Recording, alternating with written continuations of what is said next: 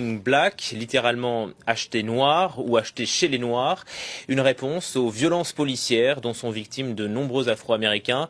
Ce système peut-il s'amplifier, peut-il porter atteinte à l'économie blanche? Il est parti d'Atlanta, la ville de Martin Luther King, où s'est rendu Gallagher Fenwick. Investir et acheter uniquement chez les siens, c'est le mot d'ordre que ce rappeur à succès adresse à toute la communauté noire américaine. Killer Mike est déterminé à pénaliser un système dont il estime qu'il est raciste. Les sanctions économiques, c'est son arme de choix face à l'injustice, telle que les brutalités policières. Si vous comprenez les règles de l'économie, celles-ci peuvent être utilisées comme des armes de guerre. Les foyers noirs américains représentent 1000 milliards de dollars de revenus. Mais parce qu'on dépense notre argent n'importe comment, personne ne respecte nos dollars. Ma solution pour améliorer le sort de notre communauté est de l'isoler économiquement, en mettant notre argent dans des banques tenues par des noirs, en achetant à des noirs et en étant noir. Et tout va rentrer dans l'ordre. Des milliers de personnes l'ont déjà prise à la lettre, parmi elles Sharif Abdul Malik. Il nous invite à le filmer en train de retirer son argent d'une grande institution financière. Il explique sa démarche à l'agent.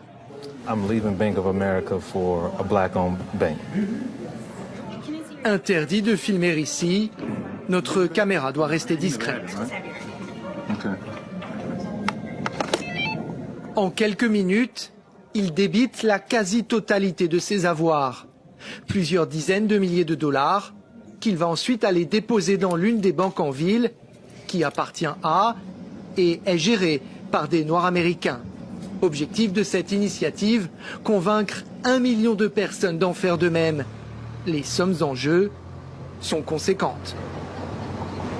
Aujourd'hui, on va déposer 50 000 dollars, 10 000 en liquide et 40 000 sous forme de chèque. À Atlanta, les banques noires rapportent une progression fulgurante de leur commerce. Mais Sharif ne s'arrête pas là. Il a également créé un site internet qui ne promeut que des commerces noirs. Il nous explique qu'il vérifie méthodiquement que chaque vendeur et vendeuse est bien d'origine africaine. C'est la condition non négociable pour proposer ses services sur sa plateforme en ligne. Comment vous réagissez si un vendeur blanc s'adresse à vous et vous demande « Je suis blanc, est-ce que je peux vendre sur votre site ?» Eh bien, je lui demande s'il se considère comme étant un commerçant noir. S'il m'a déjà révélé qu'il est blanc, alors logiquement, il ne peut pas être le propriétaire d'un commerce noir. Il ne pourra donc pas vendre sur notre site. Le site propose de tout, même de la lessive élaborée, empaquetée et vendue par une entreprise noire américaine. Rien n'est laissé au hasard, jusqu'aux étiquettes postales sur ces boîtes. Comme le reste, elles sont fabriquées par de la main-d'œuvre approuvée. Grâce aux relais sur Internet, parfois inspirés par le site de Sharif, les commandes décollent, selon le responsable de la commercialisation du produit. Les gens, c'est comme l'eau. Si tu viens à l'océan avec un petit seau, c'est tout ce que tu ramèneras. Sharif améliore nos ventes car il nous envoie beaucoup de gens et nous donne accès à un marché bien plus grand. Plus les gens nous voient et plus on peut vendre.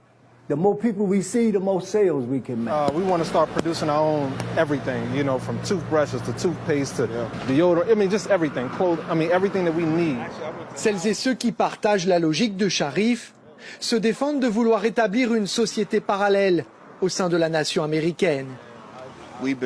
L'Amérique nous a relégués à un rang inférieur, on veut s'éloigner de ce statut.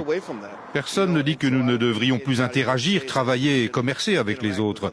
Mais désormais nous le ferons tout en nous assurant que notre dignité est maintenue, protégée et restaurée. Je ne pense pas comme une négresse, je pense comme une reine. Mon premier objectif, c'est de gouverner ma propre vie. Je sais que la seule manière de détruire le système raciste de la suprématie blanche, c'est de nous lever et de faire nos propres lois.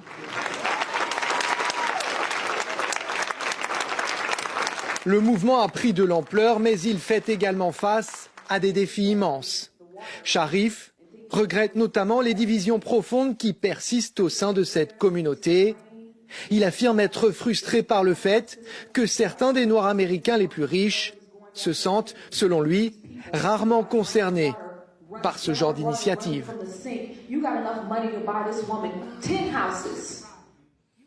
Et retour en plateau avec notre invitée, Rokhaya Diallo. Bonjour, merci d'être avec nous. Vous êtes journaliste, auteure et réalisatrice du documentaire Les réseaux de la haine.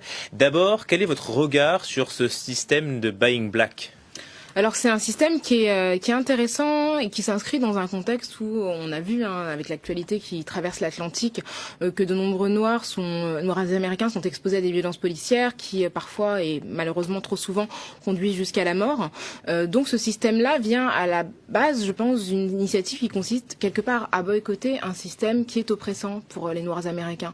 Donc c'est évidemment c'est une société qui est différente de la nôtre, donc c'est pas forcément quelque chose qu'on pourrait directement reproduire en France, mais pour moi c'est une forme de réaction de la part des Afro-Américains qui participent à l'économie américaine mais finalement en bénéficient très peu puisqu'ils font partie des couches sociales les plus pauvres. Est-ce que c'est pas promouvoir le communautarisme, isoler une partie de la population contre une autre, opposer une partie contre une autre ?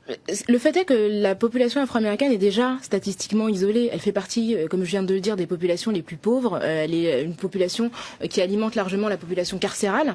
Les États-Unis, depuis leur création, historiquement, ont été créés sur le dos des Noirs, avec l'exploitation de leurs forces, sans qu'ils en bénéficient directement. Donc les États-Unis sont véritablement construits sur le dos des minorités, d'abord en éradiquant la minorité native américaine, donc les Amérindiens, puis après en déportant en fait par millions des esclaves venus d'Afrique qui ont travaillé gratuitement, qui ont construit véritablement l'Amérique, sans jamais finalement tirer aucun bénéfice de cet argent qu'ils ont construit.